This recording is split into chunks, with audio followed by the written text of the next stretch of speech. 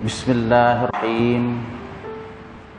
Alhamdulillahi rabbil alamin. Assalatu wassalamu ala sayyidina Muhammadir rasulil amin wa ala alihi wa ashabihi ajma'in. Allahumma rabbi shrah lana sudurana wa yassir lana umurana wahlul 'uqdatam min alsinatina tafqahu aqwaluna. Allahumma inna na'udzubika min ilmin la yanfa' wa min qalbin la yakhsha' wa min nafsin la tashba' wa min da'watin la yustajabu laha. Qala Allah Ta'ala fil Qur'anil 'azim, A'udzu billahi minasy syaithanir rajim. Ya ayyuhalladzina amanu taqullaha haqqa tuqatih wa la tamutunna illa wa antum muslimun. Shadaqallahul azim. Wa qala an-nabiy sallallahu alaihi wasallam, man kharaja fi talabil ilmi wa huwa fi sabilillah hatta yarji'a, aw kama qala an-nabiy sallallahu alaihi wasallam.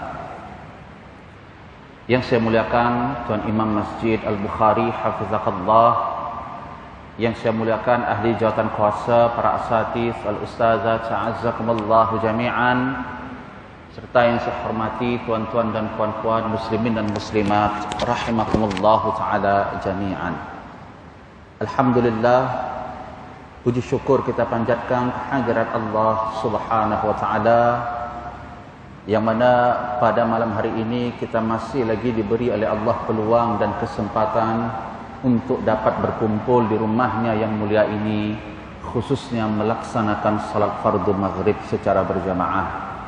Dan marilah kita memohon, senantiasa bermunajat kepada Allah Subhanahu wa taala agar setiap ibadah yang kita kerjakan, khususnya salat fardu maghrib yang baru sahaja kita tunaikan, ianya mendapat taufik, ianya diterima oleh Allah Subhanahu wa taala.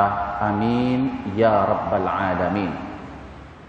Tuan-tuan dan puan-puan yang dirahmati Allah sekalian, kita masih lagi membicarakan tentang wasiat Rasulullah sallallahu alaihi wasallam berkenaan dengan an-nahyu 'anil iltifati fis shalah. Itu larangan daripada Rasulullah sallallahu alaihi wasallam khususnya bagi orang yang salat, agar mereka tidak berpaling di dalam salatnya. Kalimat al-iltifat di sini maknanya berpaling.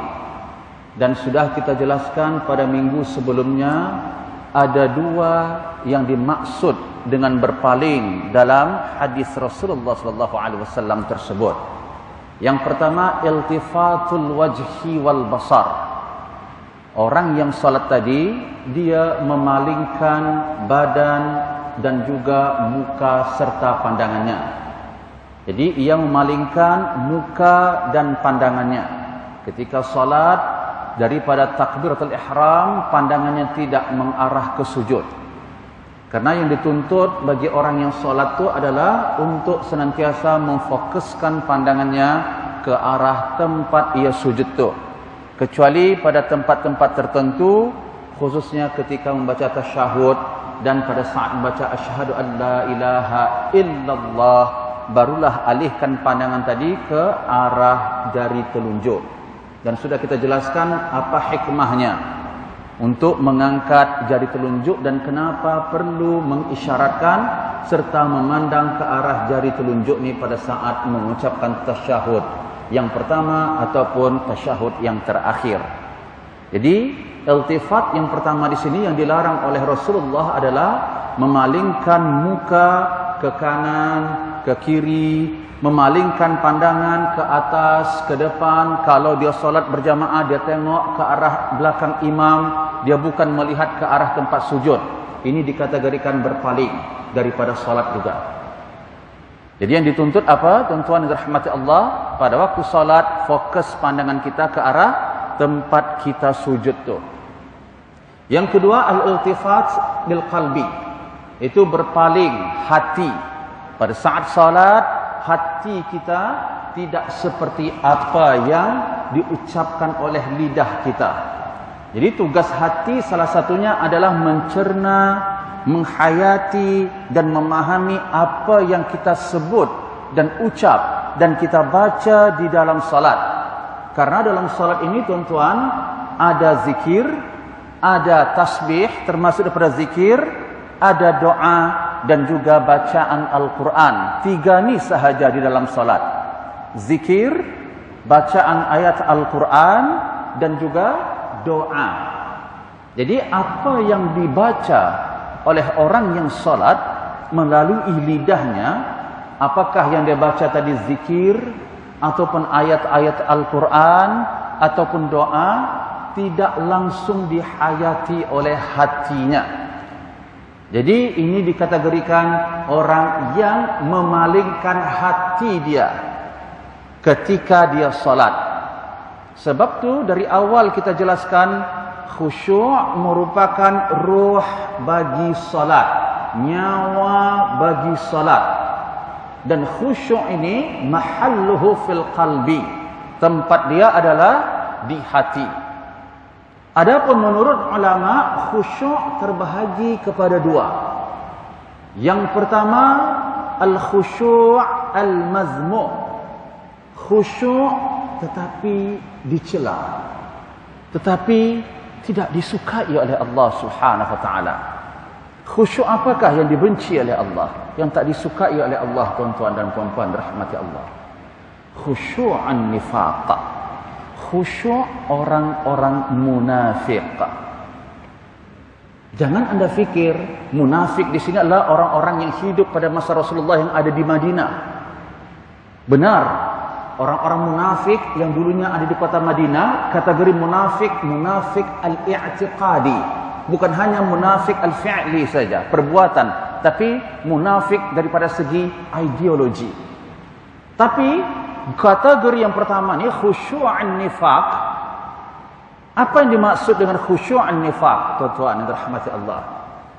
Ini dapat kita pahami berdasarkan apa yang disebut oleh Abu Ad-Darda, yang mana ketika itu ia mengatakan kepada para sahabat, ista'izu billahi min khusyu'in nifaq. Wahai tuan-tuan, kata Abu Ad-Darda, berlindunglah anda kepada Allah daripada khusyuk orang-orang munafik. Maka qila, ditanya kepada Abu Ad-Darda, wa ma khusyu'an nifaq? Apakah yang dimaksud dengan khusyuk orang munafik, wahai Abu Ad-Darda? Maka Abu Ad-Darda mengatakan, antara al-jasada khashi'an wa laysa fi qalbihi bi khashi'. Khusyuk orang munafik adalah pada saat ia salat, anda mendapati fizikal dia, zahir dia, badan dia betul-betul khusyuk. Tetapi dalam masa yang sama, hati dia sama sekali tidak khusyuk. Tidak faham apa yang dia baca, tidak menghayati apa yang dia baca di dalam salat itu.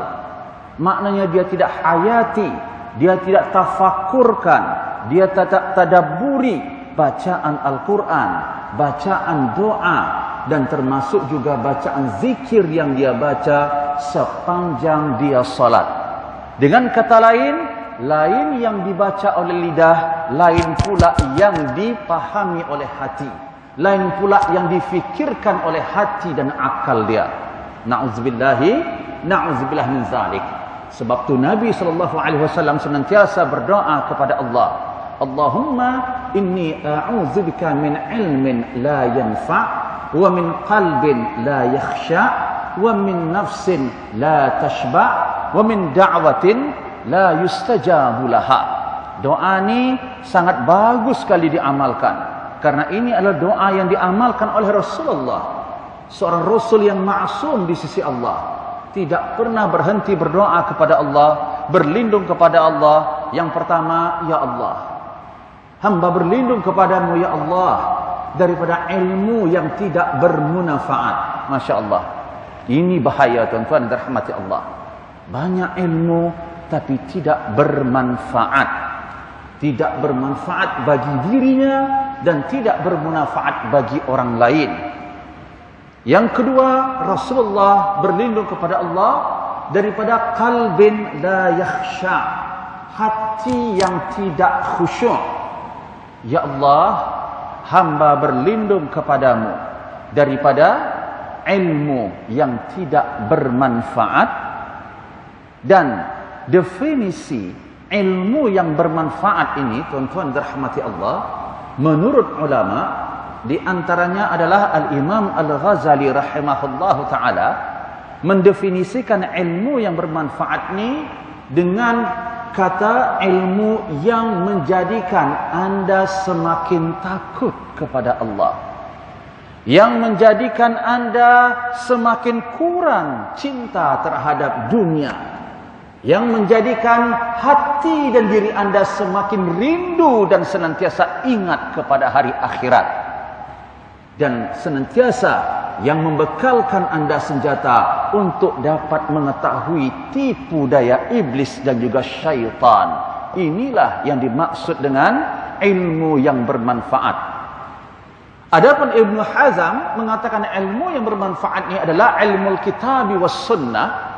Itu ilmu yang memahami tentang Al-Quranul Karim dan juga sunnah Rasulullah sallallahu alaihi wasallam. Ilmu, kalimat ilmu di sini maknanya adalah faham dan yaqin. Faham Al-Quran, faham sunnah Rasulullah sallallahu alaihi wasallam, dan ilmu yang bermanfaat ini juga kata Ibnu Hazm adalah al-ilmu alladhi yuwassiluka ila ridallah. Ilmu yang menyampaikan anda kepada ridha Allah. Apa sahaja ilmu yang anda tuntut dan ilmu itu menyebabkan Allah ridha kepada kita, maka itu merupakan kategori ilmu yang bermanfaat. So Nabi berdoa, ya Allah, hamba berlindung kepadamu daripada ilmu yang tidak bermanfaat, ya Allah.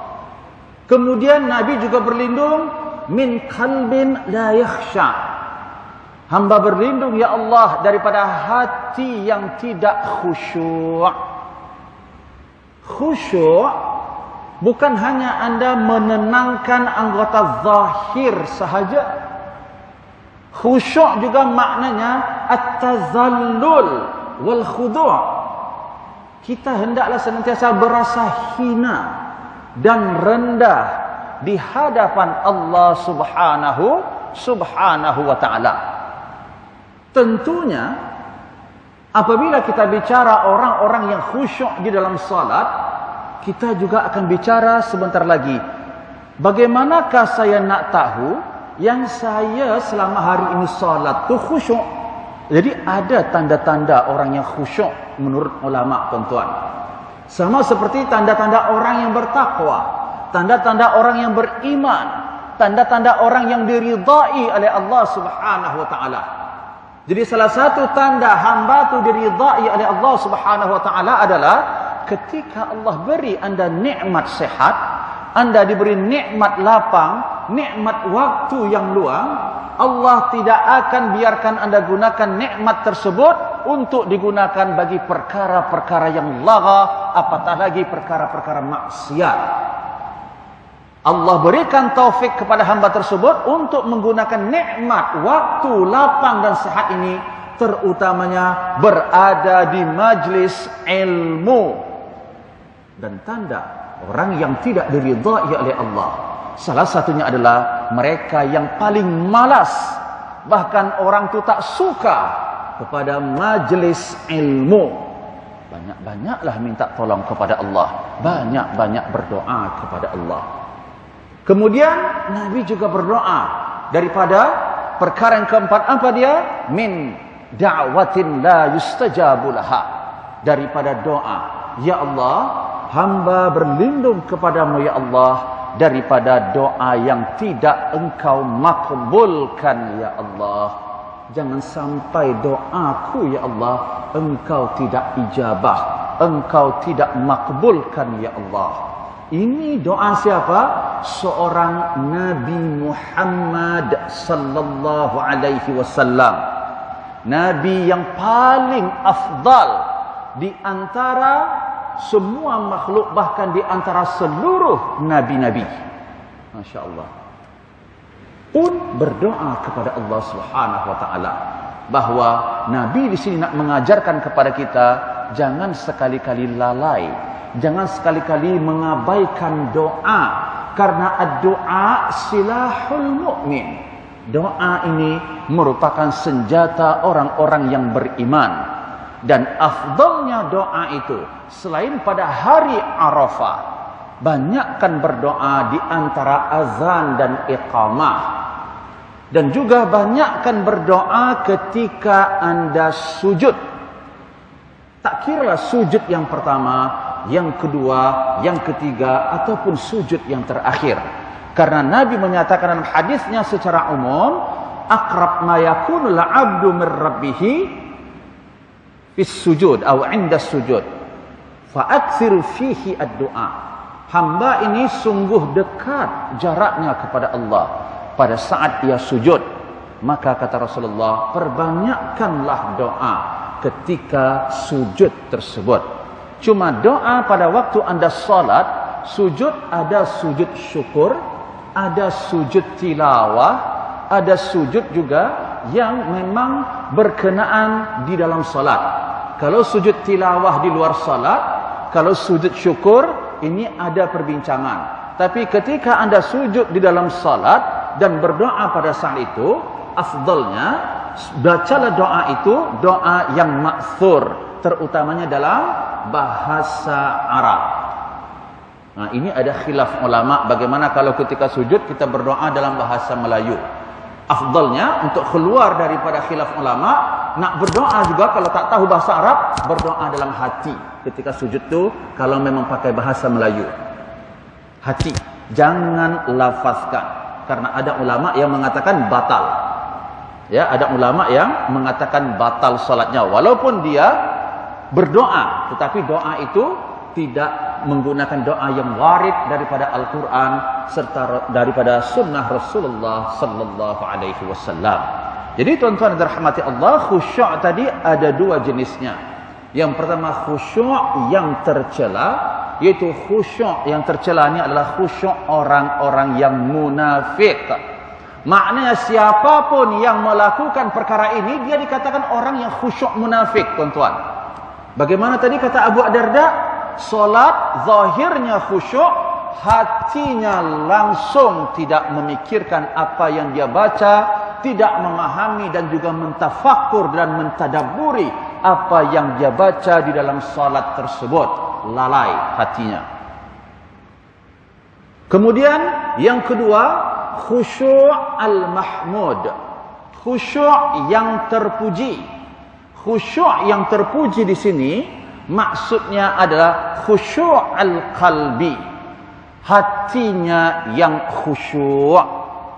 Nah, ini adalah khusyuk yang terpuji, karena pada dasarnya khusyuk itu yang dituntut awal sekali adalah hati manusia ini tadi.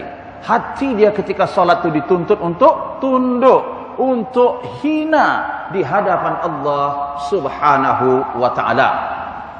Dan khusyuk ini tuan-tuan, rupanya salah satu di antara tanda-tanda sudah dekatnya hari kiamat. Bahkan kata Rasulullah SAW dalam satu hadis yang sahih, awal syai' ma yurfa' min hadhihi al-ummah al-khusyu' hatta la tara fiha khashi'an, wa akhir syai' ma yurfa' min hadhihi al-ummah fahiya al-amanah.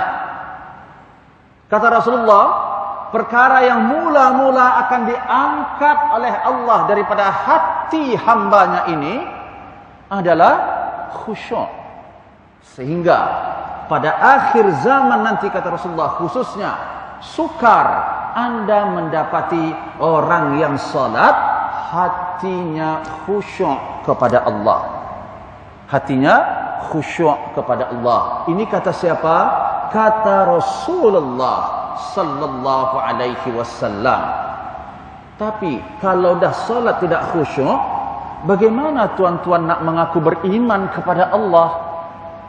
Sementara anda baca senantiasa Al-Quranul Karim, khususnya dalam surah Al-Mu'minun. Di awal surah Allah mengatakan qad aflahal mu'minun. Sungguh berjaya. Siapa? Orang-orang yang beriman. Siapakah orang-orang yang beriman yang berjaya yang Allah sebut dalam ayat ini? Pertama kali sifat orang-orang yang beriman yang berjaya yang Allah sebut di dalam surah Al-Mu'minun ini adalah allazina hum fi salatihim khashi'un. Adalah orang-orang yang khusyuk ketika menunaikan salat. Khusyuk apa tuan-tuan? Khusyuk hatinya. Karena apabila hati khusyuk, maka jawarihuhu, zawahiruhu, zahirnya akan ikut juga khusyuk. Tapi kalau hati tak khusyuk, maka zahirnya ikut juga tak khusyuk. Sama ada pandangan, tangannya pegang sana, garu sini dan lain sebagainya. Ini adalah tanda-tanda orang yang hatinya tidak khusyuk. Karena ketika Rasulullah mendapati seseorang yang banyak gerakan dalam salatnya, apa kata Rasulullah? Lau khasha'a qalbuhu la khasha'at jawarihuhu. Kalaulah orang yang salat ni hati dia betul-betul khusyuk dalam salat, tentu anggota badan yang dia banyak gerakan ni dia tidak akan gerakkan di dalam salat, kecuali pada tempat-tempat yang dituntut untuk ia menggerakkan anggota badan tersebut. Kemudian tuan-tuan yang dirahmati Allah, kaifa takhsha' fi shalah? Bagaimanakah caranya agar supaya kita khusyuk di dalam salat? Jadi ini merupakan nasihat dan juga tips bagaimana caranya agar salat kita khusyuk. Karena salat, saya ulang sekali lagi, merupakan awal ma yuhasab bihi al-'abdu yaumal qiyamah min amalihi as-salah. Mula-mula amalan yang akan dihisab nanti oleh Allah Subhanahu wa taala pada hari kiamat tentang amalan hamba ini adalah salat. Bukan sedekah, bukan zakat, bukan puasa, bukan haji dan umrah anda yang ditanya oleh Allah terlebih dahulu. Tetapi yang mula-mula sekali akan ditanya oleh Allah pada hari kiamat tentang amalan kita tuan-tuan dan puan-puan adalah salat. Pada saat itu Allah tunjukkan bagaimana keadaan dan sifat salat kita ketika kita di dunia dulu. Salat hati tak lepas daripada mengingat dunianya. Ini nampak nanti oleh matanya sendiri. Itulah yang dia buat dulu ketika ia di dunia.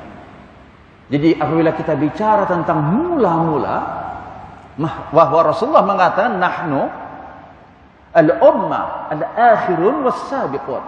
Kita merupakan umat, kata Rasulullah.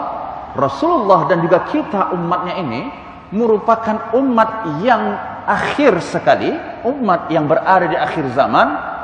Tetapi pada hari akhirat kita merupakan umat yang mula-mula dulu. Yang mula-mula apa? Yang mula-mula akan dihisab oleh Allah Subhanahu wa taala di antara seluruh umat dan makhluk adalah umat Muhammad sallallahu alaihi wasallam.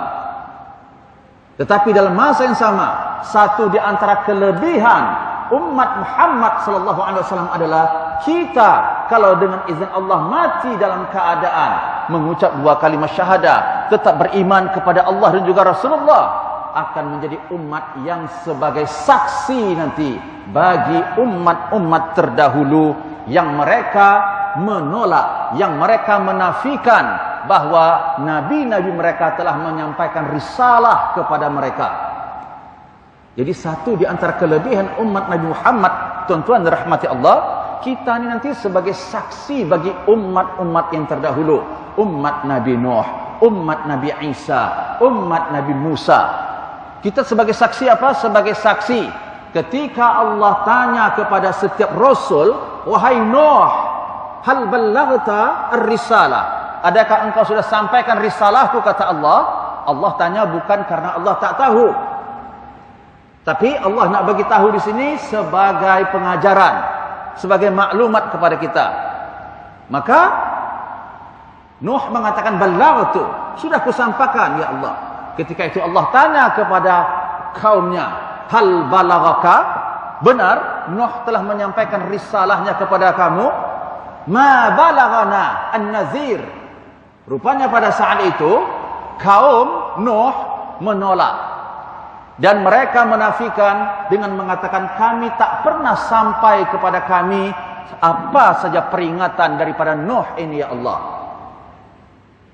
Sebab tu tuan-tuan yang dirahmati Allah, ketika kita baca firman Allah dalam surah Yasin, al-yawma nakhtimu ala afwahihim, salah satu maksudnya pada hari itu dikunci mulut manusia. Apabila dia menipu dan berdusta, pada saat itu dikunci mulutnya, semua anggota zahirnya akan bersaksi, engkau pendusta. Kaki, tangan, semua anggota tubuhnya termasuk tanah yang dia pijak akan bersaksi di hadapan Allah apa yang pernah ia lakukan. Sebab itu dia tak boleh mengelak dah. Kemudian ketika Allah tanya kepada kaum tadi menafikan bahawa Nabi Nuh telah menyampaikan risalah, maka Nabi Nuh pun mengatakan di hadapan Allah, sebagai saksinya ya Allah, sebagai bukti bahawa saya telah menyampaikan risalahmu ya Allah, tanyalah umat Muhammad sallallahu alaihi wasallam. Jadi bangga tuan-tuan dirahmati Allah, kita sebagai umat Nabi Muhammad sallallahu alaihi wasallam. Tetapi ingat, makhluk dan juga kaum yang mula-mula akan dihisab oleh Allah nanti pada hari kiamat adalah umat Nabi Muhammad sallallahu alaihi wasallam. Dan ada di dalam satu hadis yang sahih Rasulullah sebut 3 golongan daripada umat Nabi ini yang dia dulu akan ditanya oleh Allah Subhanahu wa taala. Yang ni insya-Allah nanti saya akan huraikan pada tajuknya ya, pada wasiat Rasulullah sallallahu alaihi wasallam. Jadi apa yang nak kita sebutkan di sini adalah bagaimanakah caranya agar kita menjadi orang yang solat, tetapi solat dalam keadaan khusyuk. Yang pertama, Nabi mengajarkan, iza kharaja al-muslim min baitihi ilal masjid. Apabila orang-orang muslim, lelaki dan perempuan, keluar daripada rumahnya menuju ke masjid ataupun ke mana sahaja ia pergi, maka hendaklah ia membaca Bismillahi amantu billah i'tasamtu billah wa tawakkaltu 'ala Allah la haula wa la quwwata illa billah. Apa kata Rasulullah? Idza qala dzalik yuqalu lahu hudita wa kufita wa wuqita wa yutanahha anhu asy-syaitan. Apabila anda keluar daripada rumah, kata Rasulullah, menuju ke masjid ataupun ke mana saja tempat yang anda nak tuju, maka perkara yang perlu anda lakukan adalah berdoa kepada Allah dengan membaca doa dan zikir amantu billah, atau dengan mulakan bismillah amantu billah i'tasamtu billah tawakkaltu 'ala Allah la haula wa la quwwata illa billah. Apabila dia sebut doa dan zikir ni, kata Rasulullah, maka malaikat akan mengatakan kepada hamba tersebut, engkau telah mendapat hidayah daripada Allah, engkau telah dipelihara dan dijaga oleh Allah Subhanahu wa taala, engkau telah dicukupkan oleh Allah Subhanahu wa taala, dan engkau akan dijauhi oleh syaitan. Tuan-tuan sudah amalkan doa ini? InsyaAllah sudah. Kemudian yang kedua, bagaimana caranya supaya kita menjadi orang yang salat, tetapi salat yang khusyuk? Apabila kita masuk ke masjid, maka jangan lupa membaca at-ta'awuz, yaitu berlindung kepada Allah. Dan doa ini sudah pernah kita sampaikan. Apa kata Rasulullah? Pada saat Anda masuk ke masjid, dengan melangkahkan kaki yang kanan, bacalah a'udzu billahil azim wa biwajhihil karim wa sultanihil qadim minasyaitonir rajim. Saya ulang, a'udzu billahil azim wa biwajhihil karim wa sultanihil qadim minasyaitonir rajim.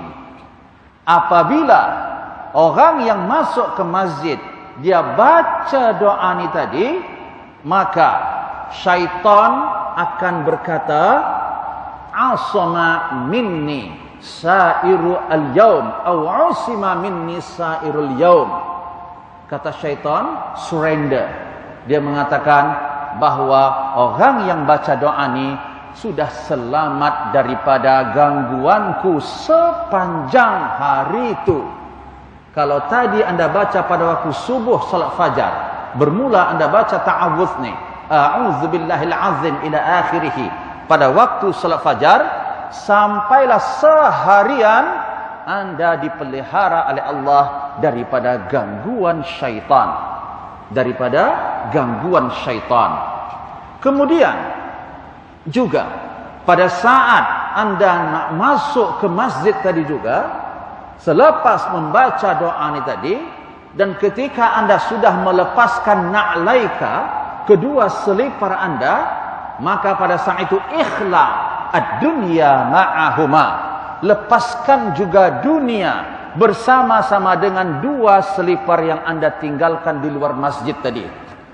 Kalau Anda rasa tak puas, cakap dengan selipar tu. Masa nak masuk ke masjid tadi, Anda letakkan selipar.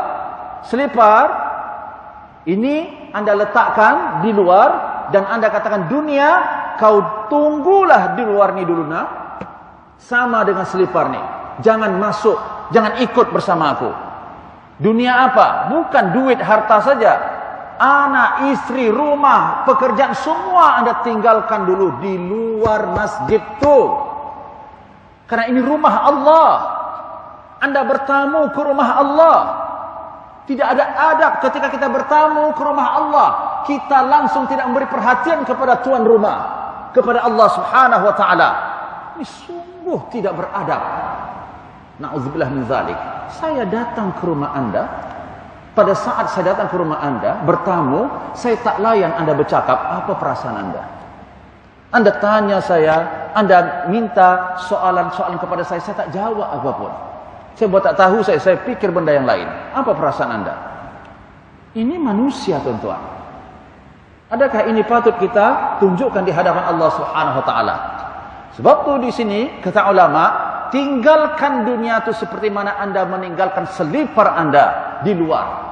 Ingat tuan-tuan, anak Anda, harta Anda, istri yang Anda sayang, ibu, ayah, adik-beradik, semua yang Anda miliki, demi Allah, ini semua makhluk Allah, ini semuanya adalah fitnah.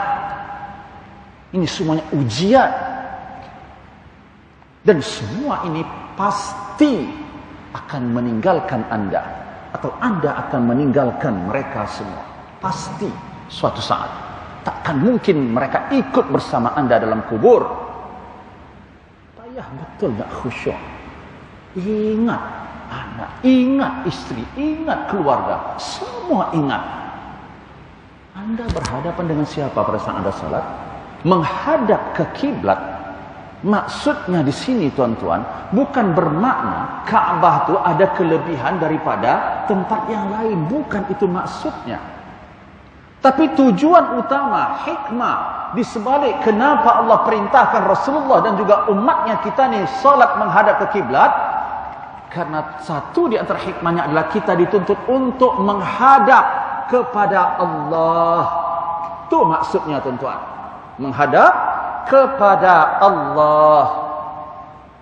Jadi tinggalkan dunia sebentar, sesaat, pada saat anda nak tinggalkan selipar tadi. Karena selepas anda salat, anda akan pakai lagi selipar tu. Selepas anda salat, anda akan kembali gunakan dunia tu. Dunia ambil. Wala tansa nasibaka fid dunya. Jangan lupakan nasib bahagian dunia anda. Maknanya dunia ini sesuatu yang halal, sesuatu yang harus, maka ambil, jangan diharamkan. Allah mengatakan la tuharrimu thayyibati ma ahallallahu lakum wa la ta'tadu. Jangan sekali-kali mengharamkan sesuatu perkara yang dihalalkan oleh Allah Subhanahu wa taala. Tetapi hendaklah kita sebagai manusia, sebagai makhluk Allah ini, wad'u syai'in fi mawdhi'ihi, meletakkan sesuatu pada tempatnya. Inilah umat yang wasati, yang Allah puji dalam firman-Nya surah Al-Baqarah ayat yang 143. Wa kadzalika ja'alnakum ummatan wasatan litakunu syuhada'a 'alan nas ila akhir al-ayah. Ini umat wasati, umat yang tidak terlalu berlebihan dan juga umat yang tidak kurang daripada melakukan tanggung jawabnya kepada Allah Subhanahu wa taala. Kemudian apabila anda sudah mengatakan kepada dunia pada saat anda meletakkan selipar tadi dengan mengatakan, tinggallah engkau dulu sebentar wahai dunia, sebagaimana selipar yang aku tinggalkan di luar ini. Laqad insyaghaltu bid-dunya 'anillahi fatratan minaz zaman. Sungguh aku telah sibuk seharian ini daripada mengingat Allah, karena sibuk dengan dunia ini, karena sibuk dengan masa yang diberikan oleh Allah untuk berada di dunia ini. Oleh karena itu, fada'ini, tolong tinggalkan aku sebentar wahai dunia, atafarragh li'ibadati rabbi sa'ah, sebab saya nak bermunajat dan menghadap dan beribadah kepada Allah Subhanahu wa taala. Karena pada waktu salat ni, saya nak gunakan waktu salat ni hanya khusus untuk beribadah kepada Allah Subhanahu wa taala. Oleh karena itu, la taj'alha fi qalbik. Jangan sekali-kali dunia anda letakkan di dalam hati anda, apatah lagi ketika kita salat. Ini punca utama yang menyebabkan kita tidak khusyuk di dalam salat, tuan-tuan. Saya ulang sekali lagi. Iman yang sahih, iman yang hakiki adalah satu ataupun perkara yang paling utama yang dapat menyelamatkan manusia daripada azab Allah.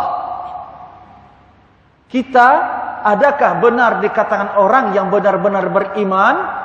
Maka rujuk Al-Quran, terutamanya surah Al-Mu'minun yang kita sebutkan tadi. Ada tak sifat-sifat tu yang kita sudah buat? Salah satunya, allazina hum fi salatihim khashi'un. Orang yang beriman, salah satu sifatnya adalah mereka khusyuk. Khusyuk hatinya, khusyuk zahirnya pada saat mereka salat, kata Allah Subhanahu wa taala. Oleh kerana itu, Imam Ghazali secara pribadi menegaskan bahawa rukun salat ni ada dua aspek. Yang pertama, rukun salat daripada aspek ilmu fiqh, iaitu aspek zahir. Yang kedua, rukun salat melalui aspek al-batinah, iaitu yang batin. Yang batin ni maknanya pada saat kita salat tu, kita dituntut untuk rasa takut yang amat kepada Allah, hina yang amat kepada Allah, dan malu yang amat sekali kepada Allah Subhanahu wa taala.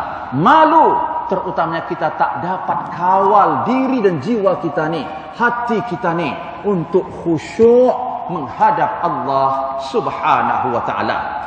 Luqmanul Hakim suatu ketika ia pernah memberikan nasihat kepada anaknya. Ini saya nakalkan daripada kitab Al-Aqdu Al-Farid li Ibni Abdi Rabbi dari Al-Andalus yang dicetak oleh Dar Al-Andalus Beirut. Apa kata Luqmanul Hakim? Wahai anakku, kata Luqmanul Hakim, innad dunya bahrun amiq. Sesungguhnya dunia ini adalah umpama lautan yang dalam. Ocean, lautan yang dalam. Wa qad halaka fihi al-awwalun wal akhirun.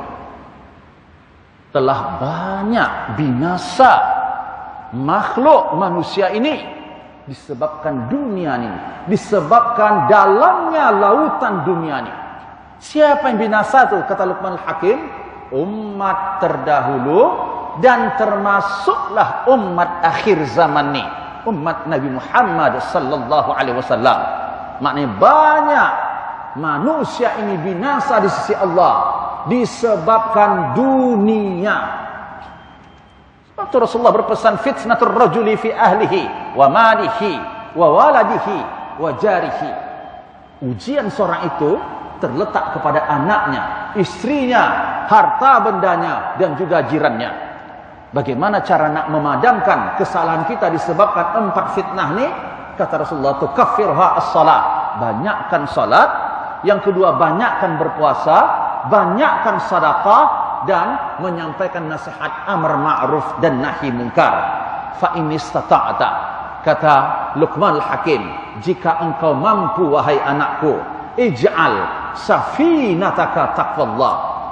Kalau kamu dah tahu dunia ini adalah umpama lautan yang sangat dalam, dan lautan yang dalam ini banyak sekali membinasakan manusia, terutamanya umat-umat terdahulu dan juga umat akhir zaman.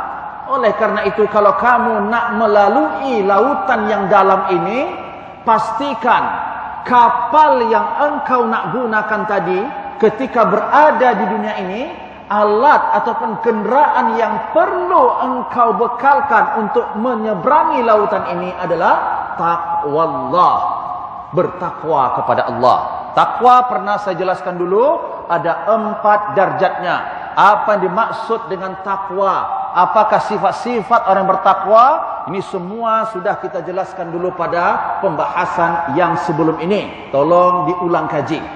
Jadi kata Luqmanul Hakim, jadikan sampanmu di dunia ini adalah takwa. Takwa sebagai alat transport kamu untuk melalui lautan dunia yang dalam ni. Yang kedua, wa'uddatuka at-tawakkul 'ala Allah. Dan bekalan yang engkau perlukan ketika engkau melalui lautan yang dalam di dunia ini, di dalam kapal itu tadi, makanan, perlengkapan yang engkau perlukan, apa dia? At-tawakkul 'ala Allah. Tawakal kepada Allah. Trust in Allah. Anda baik sangka, percaya kepada Allah Subhanahu wa taala, menyerahkan segala sesuatunya kepada Allah Subhanahu wa taala. Bagaimana, how strong, ya, bagaimana sejauh mana kekuatan takwa hamba ini kepada Allah. Salah satunya dapat dilihat daripada kefahaman dia tentang Asma'ul Husna, nama-nama dan sifat-sifat bagi Allah Subhanahu wa taala, terutamanya sifat Allah yang Al-Qawi. Jadi kata Luqmanul Hakim, hendaklah engkau bekalkan dirimu ketika berada di kapal tersebut, tawakal kepada Allah Subhanahu wa taala.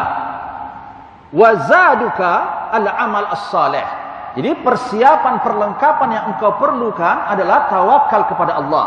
Sedangkan bekalan yang engkau gunakan semasa engkau berada di atas kapal tersebut adalah al-amalus salih, amalan-amalan saleh. Tuan-tuan, sedikit saya tambah, mohon maaf. Amalan saleh di sini maksudnya adalah ibadah. Apa sahaja perbuatan baik yang Anda lakukan, kalau Anda tidak lakukan karena Allah, maka perbuatan baik itu tidak menjadi ibadah. Jadi dalam tafsir Sya'rawi, ya, di sini dikatakan bahwa Anda ketika melakukan salat, Karena apa? Karena taat kepada Allah baru ia menjadi ibadah. Anda menjauhi zina, arak, judi. Karena apa? Karena meminum arak banyak mudaratnya. Karena berzina banyak mudaratnya. Karena berjudi banyak mudaratnya. Bukan ibadah. Yang Anda jauhi itu bukan ibadah jadi. Bila menjadi ibadah, ketika Anda jauhi perbuatan haram tadi itu, karena apa? Karena semua ini adalah larangan Allah, baru jadi ibadah. Saya hadir ke majelis ilmu ni karena perintah Allah, karena perintah Rasulullah. Saya berikan nafkah kepada anak-anak, istri saya karena tuntutan Allah, karena perintah Rasulullah. Saya makan hari ini, saya rehat hari ini untuk mempersiapkan diri saya agar ada energi untuk beribadah kepada Allah, karena ianya merupakan perintah Allah, barulah jadi ibadah. Sebab tu sayang sekali tuan-tuan, perbuatan baik yang kita lakukan sehari-hari rupanya bukan menjadi ibadah, hanya adat belaka, hanya kebiasaan sahaja, rugi. Jadi pastikan apa yang kita lakukan adalah karena perintah Allah, dan sesuatu yang kita jauhi adalah karena larangan Allah Subhanahu wa taala. Fa inna jauta, apabila engkau berjaya menjadikan sampan di dunia ini adalah takwa, dan persiapan untuk pergi naik ke sampan tadi adalah tawakal kepada Allah, dan bekalan sepanjang Anda melakukan perjalanan dengan kapal tadi adalah amalan soleh. Kalau kamu mampu melakukan 3 perkara ini, maka sungguh itu merupakan rahmat daripada Allah. Wa in halakta fabizunubika, tetapi wahai anakku, kata Luqman Hakim, apabila engkau binasa, engkau tidak menjadikan sampanmu adalah takwa kepada Allah, tidak menjadikan persiapanmu adalah tawakal kepada Allah, tidak memperbanyak bekalan amalan solehmu sebagai bekalanmu pada hari akhirat, maka itu adalah disebabkan dosamu sendiri. Wallahu a'lam bissawab. Insyaallah kita akan teruskan lagi pembahasan berkenaan dengan bagaimanakah caranya agar supaya kita salat dalam keadaan khusyuk. Wallahu a'lam bissawab. Kita baca kafaratul majlis. Bismillahirrahmanirrahim. Subhanakallahumma bihamdik asyhadu an la ilaha illa anta astaghfiruka wa atubu ilaik. A'udzu billahi minasyaitonir rajim. Bismillahirrahmanirrahim. Alhamdulillahirabbil alamin. Assalatu wassalamu ala asyrafil anbiya'i wal mursalin wa ala alihi wa ashabihi ajma'in. Allahumma ighfir lana dzunubana wa liwalidina warhamhum kama rabbawna shighara. Allahumma rabbana la tuzigh qulubana ba'da idh hadaitana wa hab lana min ladunka rahmah innaka antal wahhab. Allahumma ya muqallib al-qulub tsabbit qulubana ala dinik wa ta'atik ya rabbal alamin. Rabbana atina fid dunya hasanah wa fil akhirati hasanah wa qina adzabannar. Wa sallallahu ala sayyidina Muhammad wa ala alihi wa ashabihi ajma'in. Walhamdulillahi rabbil alamin. Assalamualaikum warahmatullahi wabarakatuh.